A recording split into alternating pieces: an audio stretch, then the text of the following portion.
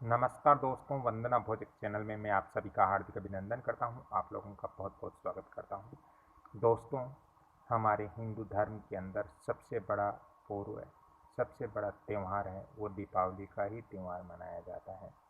मित्रों, दीपावली का त्यौहार हम बड़े हर्ष और उल्लास के साथ मनाते हैं, लेकिन इस 2020 नवंबर के अंदर किस दिन ये दीपावली का त्यौहार है और इसका शुभ मुहूर्त क्या है और ये त्यौहार हमें कैसे मनाना चाहिए, इस दिन लक्ष्मी पूजन हमें कैसे करना चाहिए।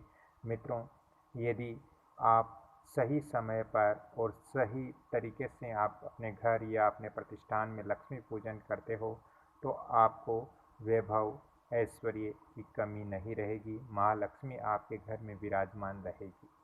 दोस्तों, लक्ष्मी पूजन हम जब करते हैं तो जहाँ हमें घर हो या हमारा व्यापारिक प्रतिष्ठान हो, जहाँ हम लक्ष्मी पूजन करते हैं वहाँ का स्थान बिल्कुल साफ सुथरा होना चाहिए। वहाँ के स्थान पर गंगा जल आदि हमें डालकर वहाँ पहले शुद्धिकरण करना चाहिए और शुद्धिकरण करने के पश्चात वहाँ पर मित्रों हमें लक्ष्मी जी और गणेश जी की तस्वीर या प्रतिमा अवश्य लगानी चाहिए। गणेश जी और लक्ष्मी जी की प्रतिमा इस अवस्था में हो कि लक्ष्मी जी और गणेश जी दोनों विराजमान होने चाहिए, बैठे हुए अवस्था में होने चाहिए, क्योंकि बहुत सारे व्यक्ति हैं वो खड़ी हुई लक्ष्मी जी की जो स्वरूप है उसकी पूजा करते हैं, तो उस घर में लक्ष्मी ज़्यादा दिन नहीं रुकती हैं। इसलिए हमारे घर में जब हम लक्ष्मी पूजन करें तो जो लक्ष्मी जी का स्वरूप होता है या गणेश जी का स्वरूप होता है वो बैठी हुई मुद्रा में ही होना ज़रूरी होता है।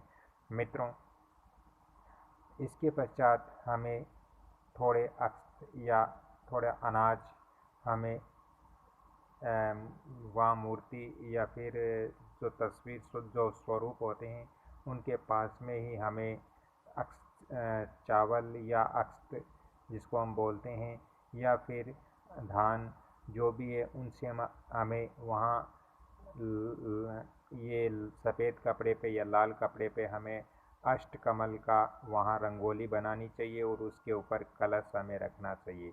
मित्रों, कलश को हमें जल आदि से भरना चाहिए और उसके अंदर हमें कुछ चांदी के सिक्के हो तो चांदी के सिक्के, अन्यथा आप ऐसे भी साधारण सिक्के ले सकते हो।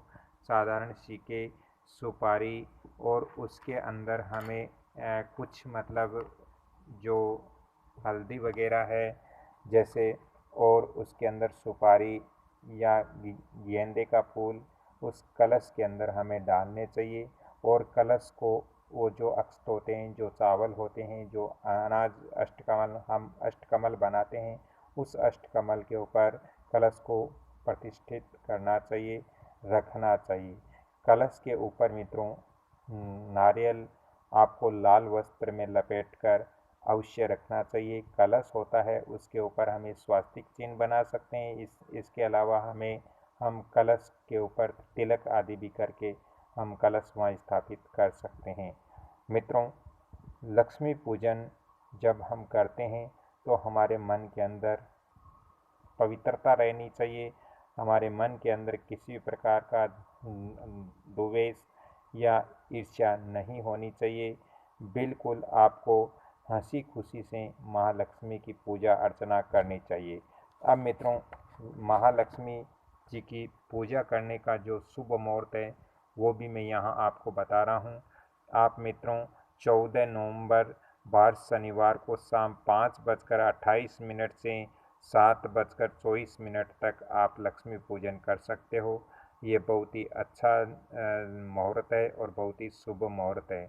इसके अलावा यदि आप अपने प्रतिष्ठान की पूजा कर रहे हो तो मित्रों आपको रात्रि में सिंह लगन के अंदर आपको करना उत्तम रहेगा। आप सिंह लगन के अंदर कर सकते हो।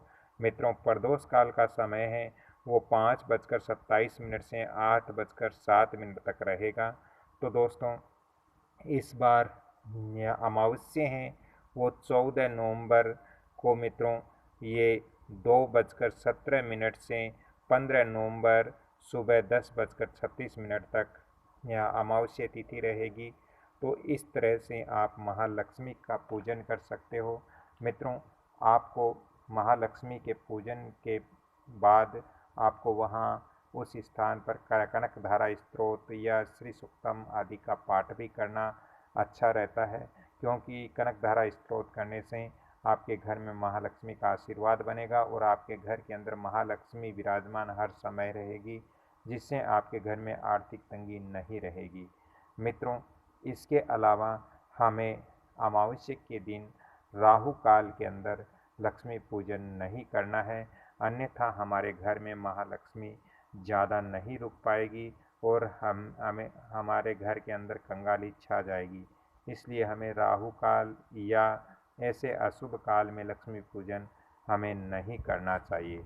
मित्रों, जो कलश हम रखते हैं उस कलश के ऊपर हमें आम के 5 पत्ते भी रखने चाहिए, और अगर आम के पत्ते नहीं हो तो आप उस जगह पान के पत्ते भी उपयोग में ले सकते हो। इसके बाद मित्रों, आपको लक्ष्मी पूजन करने के तुरंत बाद आपको लक्ष्मी जी को मिठाई या फल इत्यादि का भोग भी लगाना बहुत ज़रूरी है। और जब आप पूजन करते हो तो उसके अंदर महालक्ष्मी जी के मंत्र उच्चारण का भी आप ख्याल रखें। महालक्ष्मी के मंत्र उच्चारण भी करें, लेकिन मंत्र उच्चारण करते समय आपकी आंखें बिल्कुल बंद होनी चाहिए। खुली आंखों से आपको महालक्ष्मी के मंत्र उच्चारण नहीं करना चाहिए। मित्रों, इसके साथ ही जब हम पूजा करते हैं तो हमारी पूजा की थाली जो हम सजाते हैं उसके अंदर हमें जो पूजा में सामग्री उपयोग में आती हैं वो सारी सामग्री हमें रखनी चाहिए, और वहाँ पर एक आरती की थाली भी हमें बनानी चाहिए, जिसमें दीपक भी हमें करने चाहिए और धूप भी हमें करना चाहिए। दीपक का हमेशा ख्याल रखें मित्रों। बहुत सारे लोग पूछते हैं कि लक्ष्मी पूजन में जो दीपक होता है वो तेल से करें या घी से, तो आपको दीपक है वो घी से ही करना है, तेल से नहीं करना है। शुद्ध घी होना चाहिए, तभी आप दीपक करें, और दीपक देवता को प्रणाम करके अग्नि देवता को प्रणाम करके उसके पश्चात आप पूजा अर्चना करें। पूजा करते समय आपको स्वयं रखना बहुत ज़रूरी है। और इसके साथ ही मित्रों, यदि आप लक्ष्मी पूजन करके जैसे ही तुरंत खड़े होते हो, उस समय यदि आपको वहाँ छिबकली के दर्शन हो जाएं तो ये बहुत ही शुभ होता है, ये बहुत ही शुभ माना जाता है, क्योंकि दीपावली के दिन छिपकली जो होती है वो बहुत ही कम लोगों को दिखाई देती हैं। इसलिए जिन लोगों को दिखाई देती हैं तो वो बहुत ही सौभाग्यशाली होते हैं। और जब छिपकली दिखाई दे तो उसके ऊपर थोड़ा सा अक्षत और जल जरूर छिड़कें, क्योंकि वो लक्ष्मी जी का ही स्वरूप माना जाता है। इसलिए दीपावली के दिन जिस व्यक्ति को छिपकली के दर्शन हो जाते हैं, छिपकली के दर्शन होने से वो व्यक्ति बहुत ही सौभाग्यशाली होता है। तो ये अशुभ नहीं होता है, शुभ होता है।